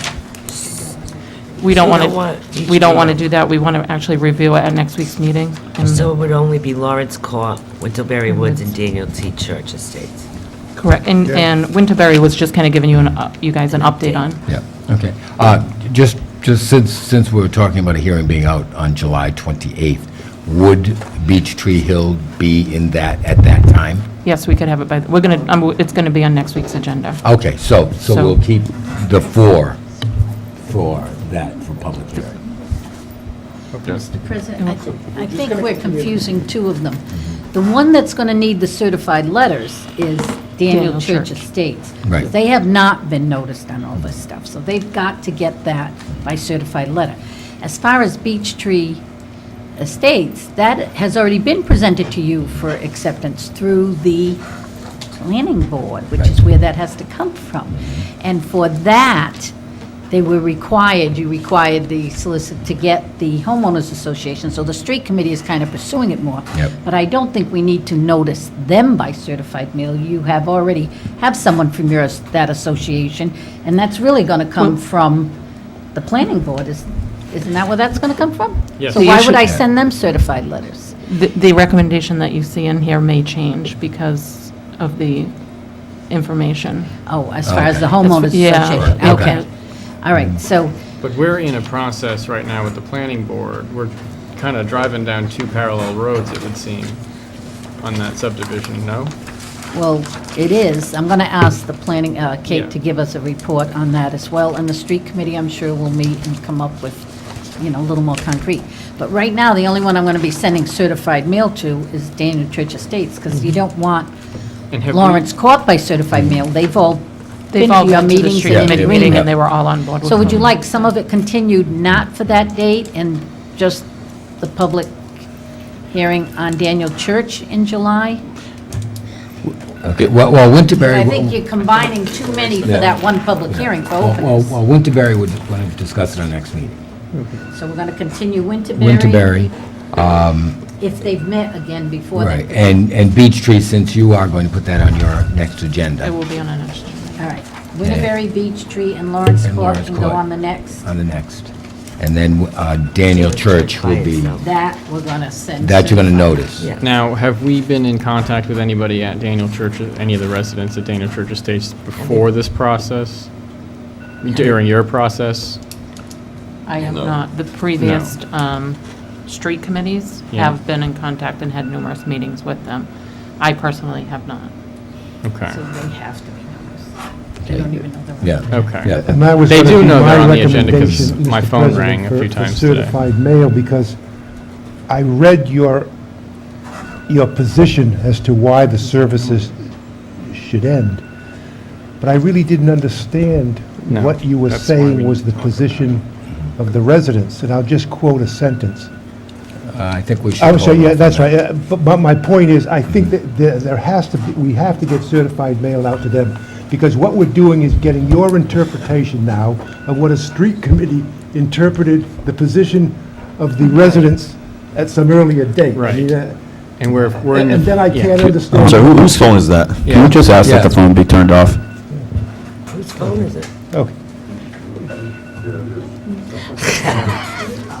Mrs. Barbara. It's Barbara. All right, so we're all in agreement? Not Yep. really, but I'll go along with it. Okay, Daniel T. Church will be for a hearing with notice, July 28th, 2014. Lawrence Court, Winterberry Woods, and Beech Tree will be on our next agenda. Okay. Okay? I can't foresee a public hearing on this before July 28th, so that's what I'll put in the notice. Right. The Daniel Church. Yeah. Give us time anyways. Thank you. Thank you. Okay, yeah, hopefully. DPW Director Bellucci requests authorization to dispose of a 1987 Mazda pickup truck used for landfill, sell for scrap. Yep, this is the truck I was just telling you about, 17 years old, and it's dead. So our intentions, hopefully, if you approve, is to call the scrapyard at the end of Fish Road and tell them to come and pick it up, and take maybe $300 and put it into the general fund that would collect. That's all we can do with it. There's no life left There's in no the more, pickup, huh? nothing, zero. Anything from the council? Okay, I'll entertain a motion. I move that we authorize DPW Director Stephen Bellucci to scrap the 97 Mazda pickup truck. I don't know what else we need. As it has died, it needs to be buried. Second. We have a motion and a second. All those in favor? Aye. Motion Thank you very carries. much. Okay. Will there be services, Steve? Will there be services? Yes, it will be. Those that want to say aye.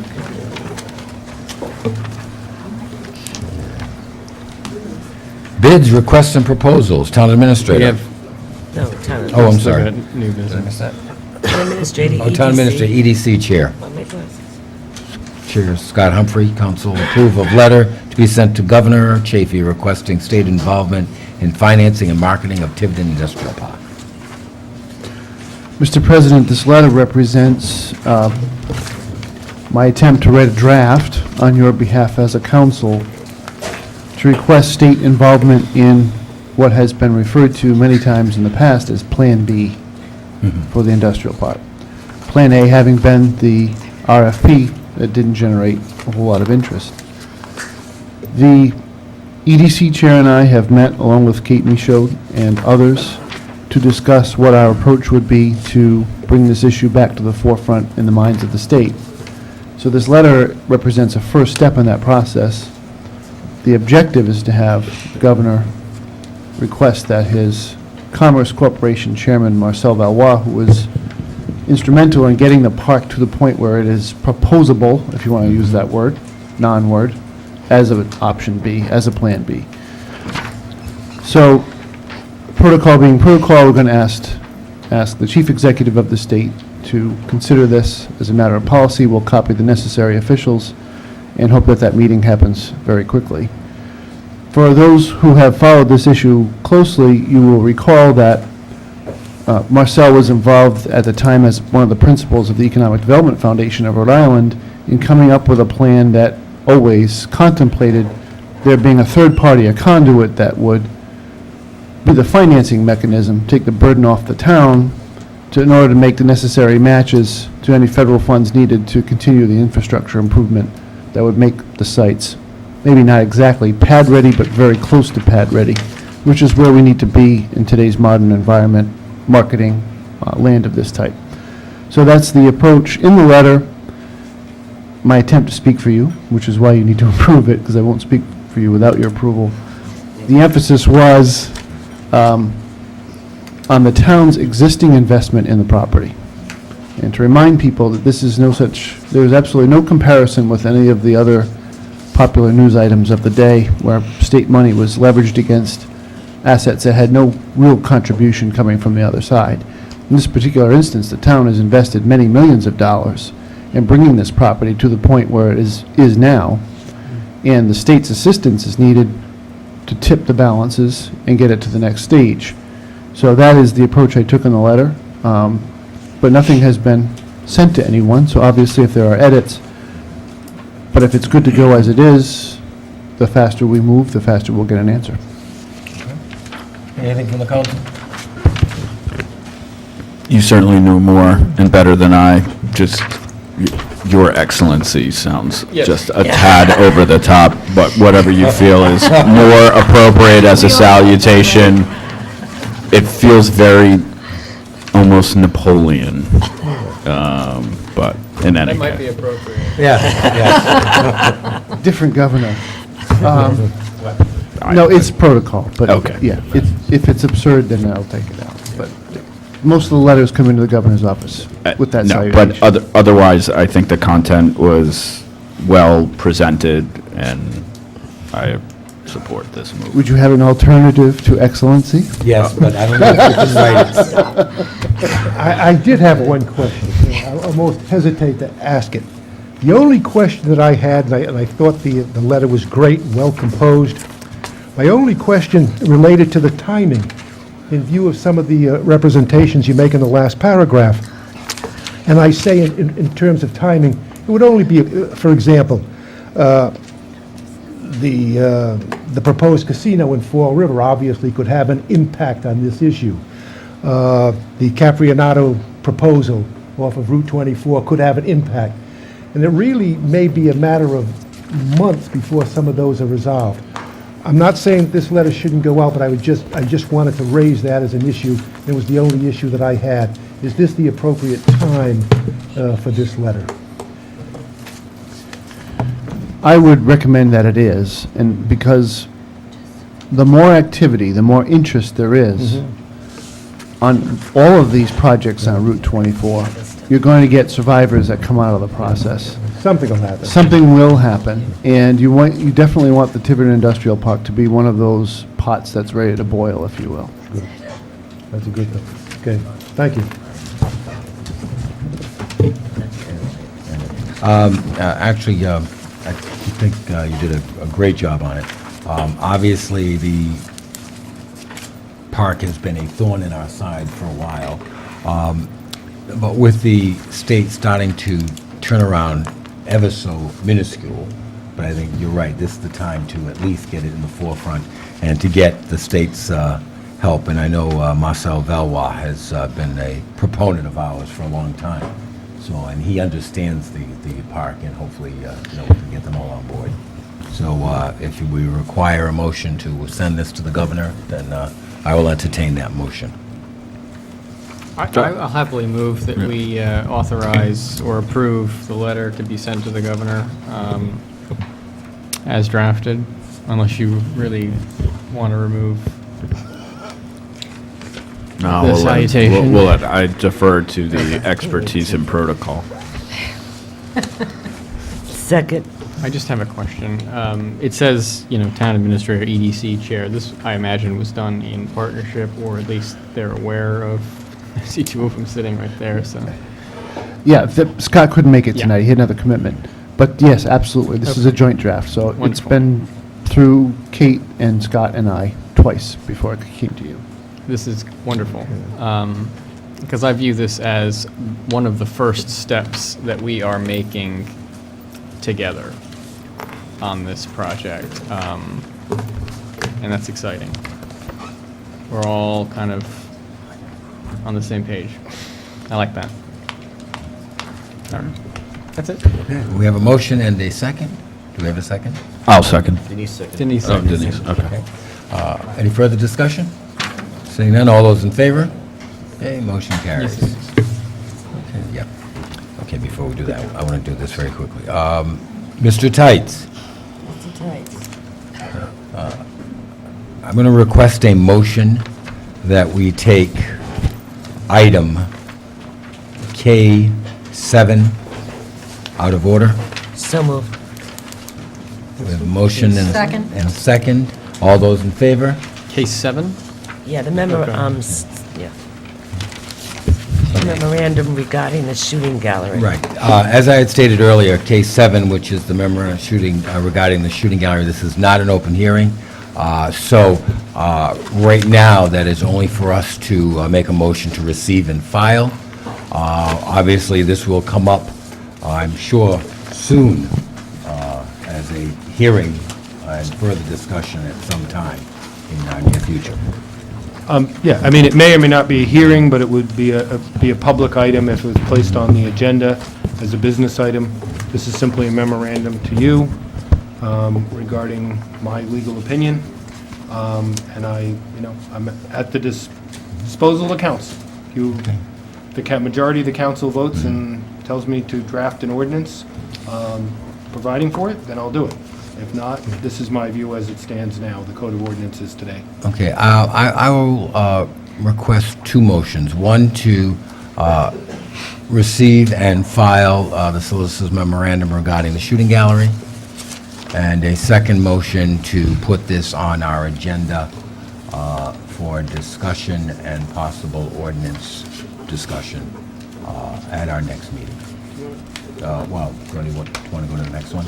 Well, I'm not going to be, I don't think I'm going to be at your next one. That's the 28th? That's May 27th. No, May 27th, I yeah. may not be there either. That's a Tuesday. June 9th is at the High school, so we can't do it then yet. That's the public hearing on the form-based code, so I don't want to be... What's the next meeting after the 9th? 23rd, June 23rd. All right, we'll do it the 23rd. Okay, so I will entertain those motions. I just have some comments to make before you make those motions. We have a business owner in town that is trying to expand his business to offer additional services to his customers. And I believe it's at the beginning of the process. They've had a meeting with the, pre-meeting with the planning board, and this is basically a delay tactic for that business. They want to get their operation up and running, and by doing this and delaying it until, what is it, June, that puts a burden on another business owner who wants to expand their business in town.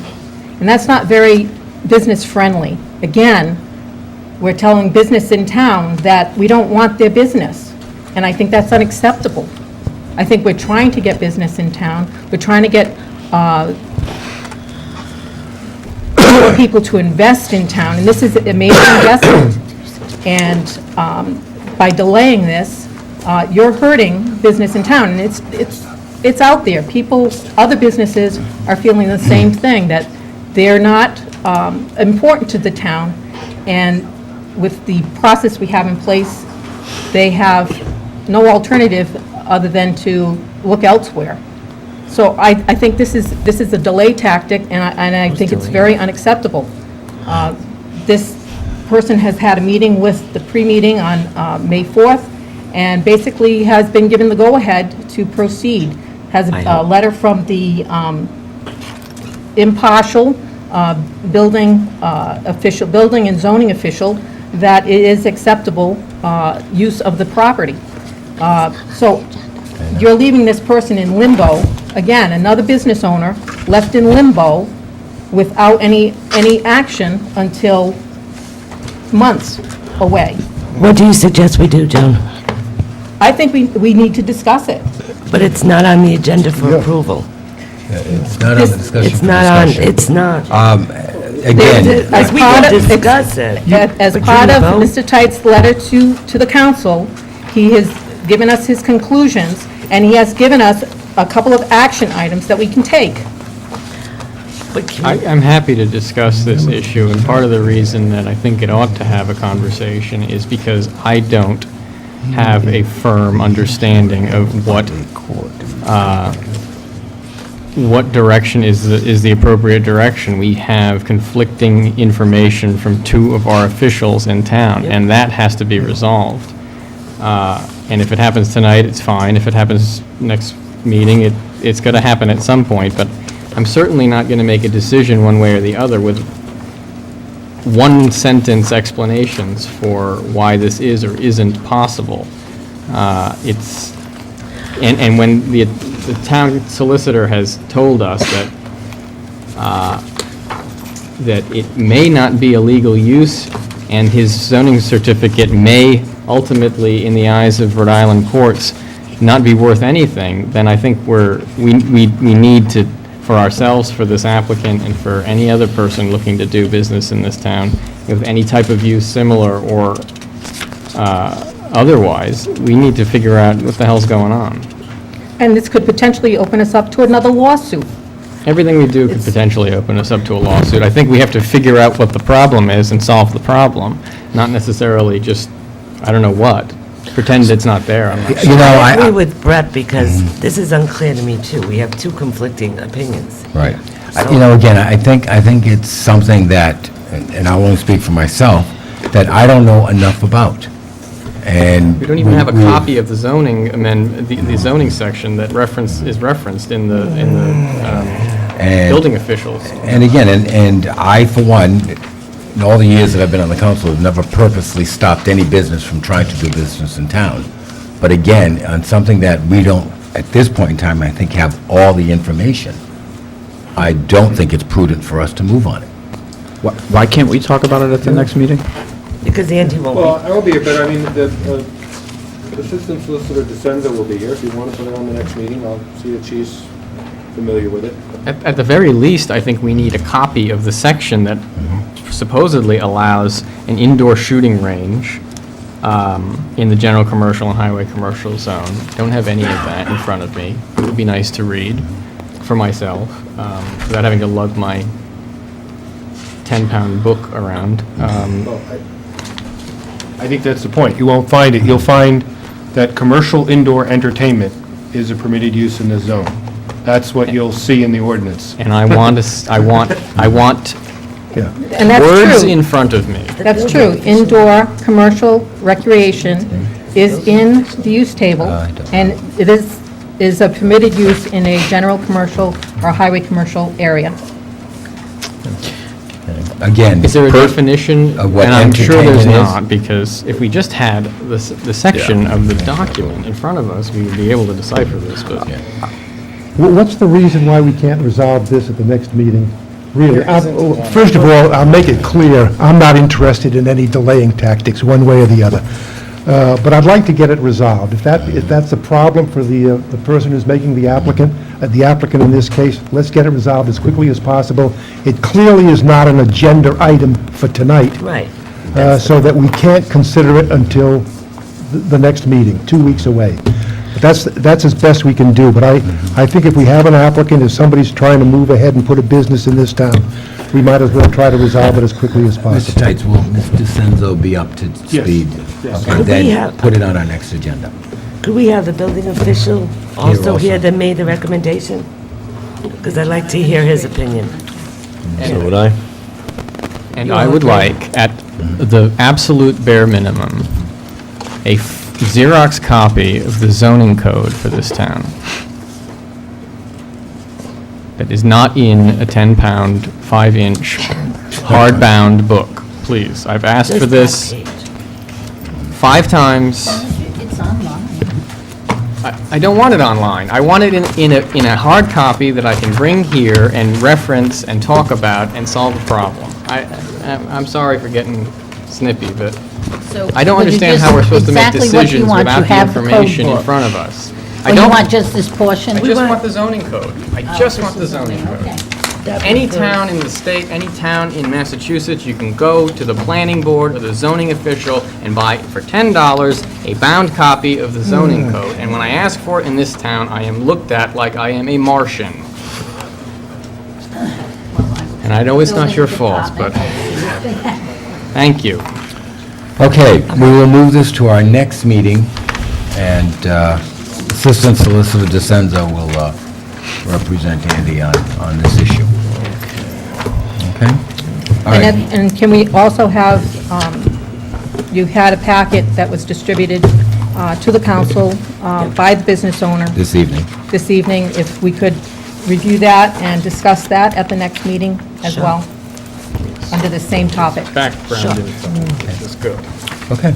All right, at this point in time, I would ask Mr. Lambert for a motion regarding item 2. Do we need a motion for that? Yeah, I think we're, Yeah, we still need It's gonna be a on. motion to go into. We just Do we moved need a it. motion to move this?